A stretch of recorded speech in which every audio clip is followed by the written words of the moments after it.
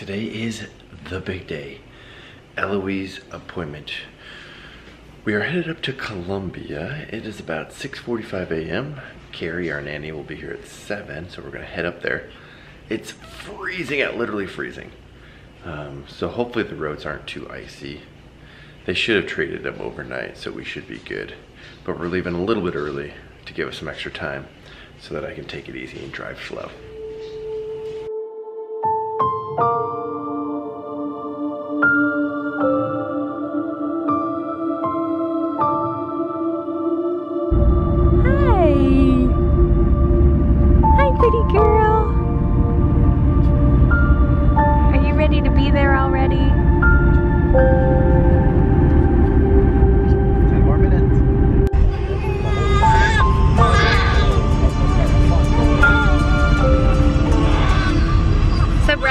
The other day that his personal hell is being a little bit hot and trying to put clothes on a toddler or a baby. My personal hell is being in a car with my baby crying and like there's nothing I can do. That's definitely my personal hell.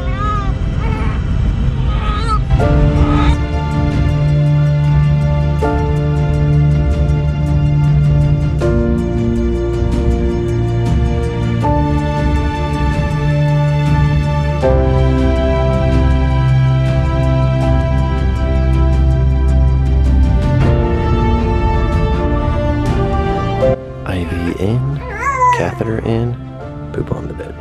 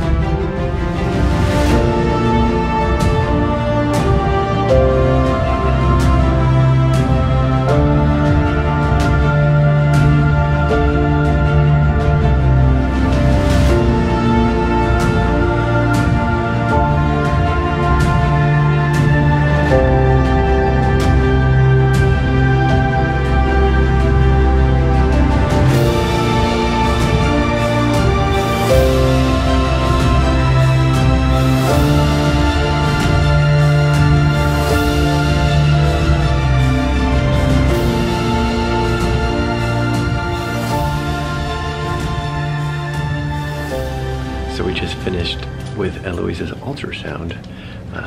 Now they're checking with the doctor, make sure they got all the images they need, and then we're gonna go to lunch. We'll update more at lunch. Is there anything you can't do one-handed? Her eyes got huge. And yes, they're up. This is comfort food. Actually, this is the first meal I had when we found out we were having twins. Really? Mm-hmm. Bear and Lindell, just to clarify, not currently. So we finished lunch, made it back over to the hospital. We are currently in the lactation room.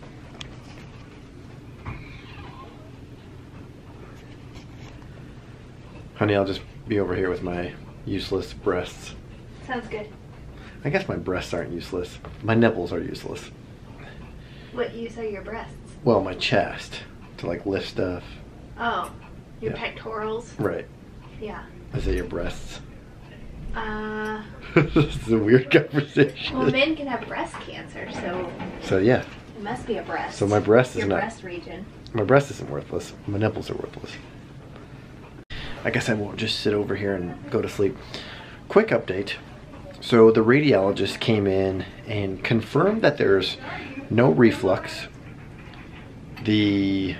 So Eloise has a double ureter, or a double kidney system, meaning that her left kidney has 2 ureters.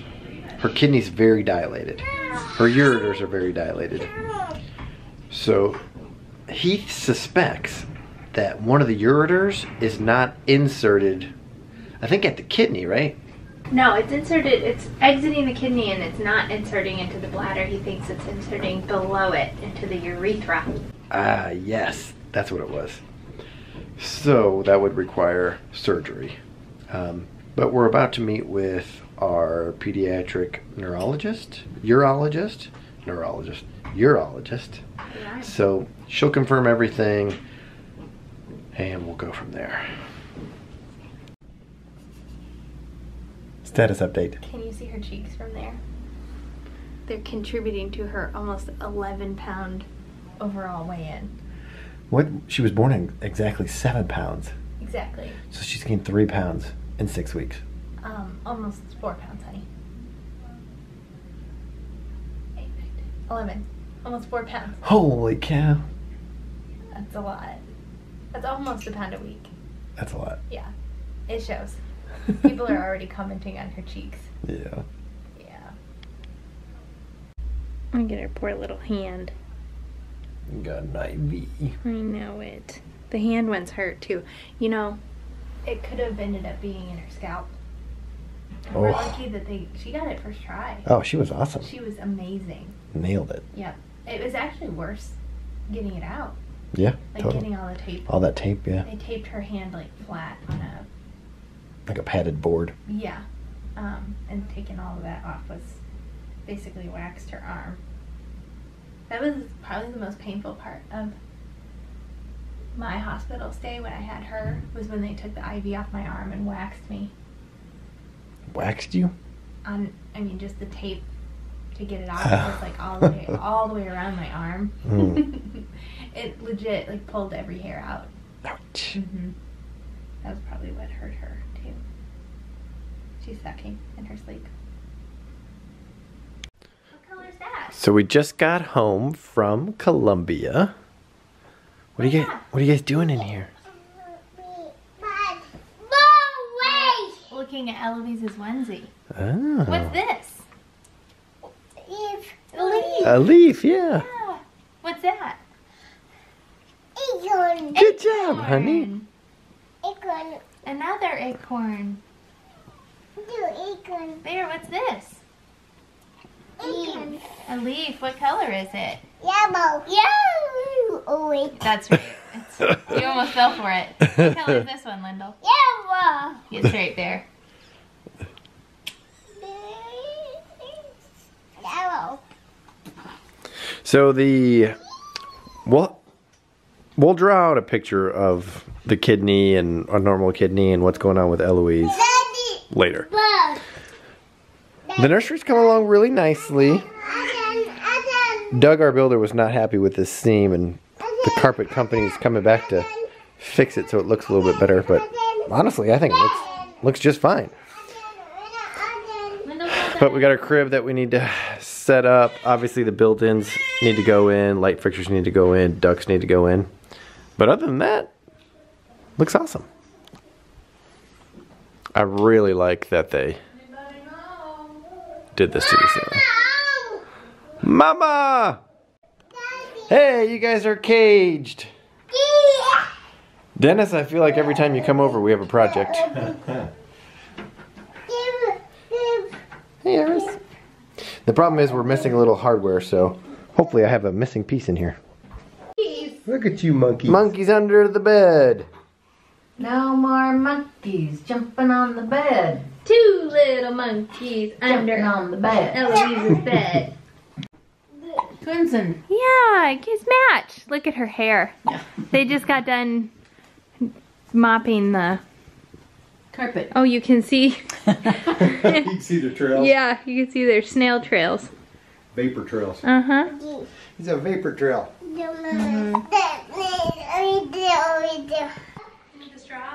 Rachel, Yes, I don't know about you, but I feel really spoiled. me too. Yeah, so Barbara sent us a bunch of clothes. Look at all these.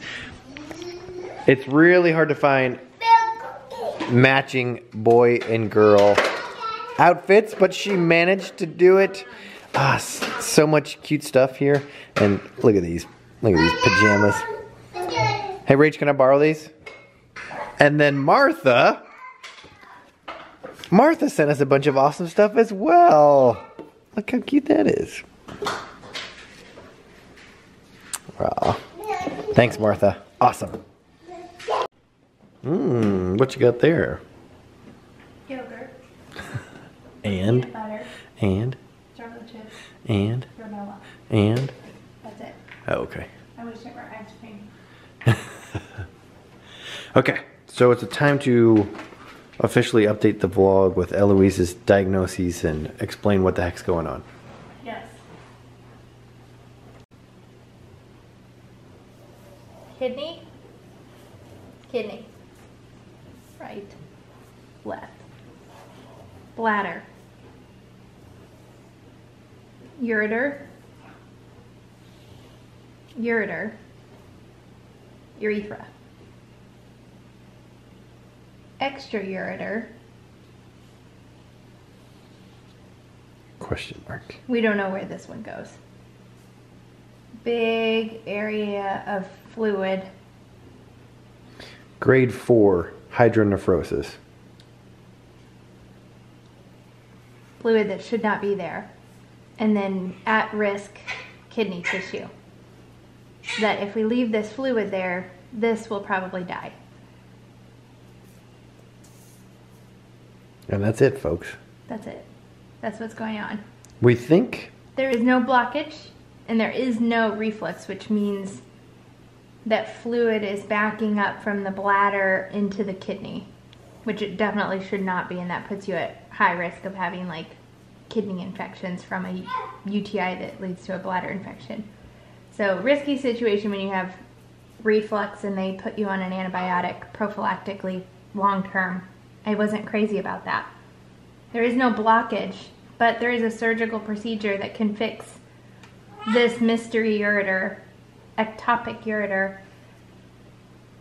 where essentially they find where it's closest to the original ureter, cut it, and then attach it to the original ureter is what the procedure does. And then hopefully that fixes this without damaging this by hurting the original ureter. so. It's almost like Eloise has two different areas of her kidney. She has normal functioning kidney that has a normal ureter, and then she has this part of her kidney that's super big and dilated, but hopefully still functioning normally. There's a chance that it could survive. And then she has this ureter, which is also super dilated. So this is super dilated, and this is super dilated. Hopefully they can go in there, attach this to the ureter, save this and save that, and she can live a totally normal life. Now, we do have the option of not doing anything and just kind of monitoring it. And there is no chance that this will like get better or resolve on its own. That's like not one of the reasons we would monitor. One of the reasons we would monitor is if we determine that we don't, really she said the benefits of the surgery outweigh the risks of general anesthesia. And that's all the question I needed answered, really, to determine whether or not we should do it, right? Right. But it's still ridiculously scary. So choosing not to do the surgery, what we would risk is losing this part of the kidney. So we would lose that kidney function there. But also she could possibly have, like this ureter could go down and insert somewhere other than the bladder, which we're pretty sure it does not insert into the bladder. In which case she would have like urine leakage Constantly, basically. constantly. Yeah. She wants to eat. Yeah. I'll continue. So if we don't go ahead with the procedure, then she's also at risk for lifelong kidney infections, bladder infections, kidney stones. But the thing is, you just never know. It may never get any worse, it may never change, and so we don't absolutely have to do the surgery. You know, she definitely, our doctor is recommending surgery, because that's what research and that's what studies say, and that's what her experience says, and she's awesome, we love her. But We don't have to. We could just monitor it until, say, she's like 4 years old and then she actually has like symptoms. So the next step is, we have time to think about it, because the next step is in early January, we are going back and they are doing a CT scan, and they're gonna try to find where the end of that the dilated ureter is. They're hoping that with a CT scan, not an MRI, a CT scan, they're hoping that will show where the end of it is. And that's basically for our doctor to know, because if they do surgery, and when they do surgery, it would be good for her to know. That way she can find it. So a lot to think about, a lot to contemplate. Obviously we know that we're leaning towards the surgery right now, but we have plenty of time to think about it. You know, the good thing is this is not an emergency, so we can take our time, which we will. We really appreciate everybody reaching out, especially like the people that have sent us emails with their personal stories about their kids who have, you know, had a system like this, or kidney problems like this. We really enjoy reading those, so thank you for sending them. All right, well, obviously you're gonna wanna hit that subscribe button because we have big events coming up. Pray for us too, please.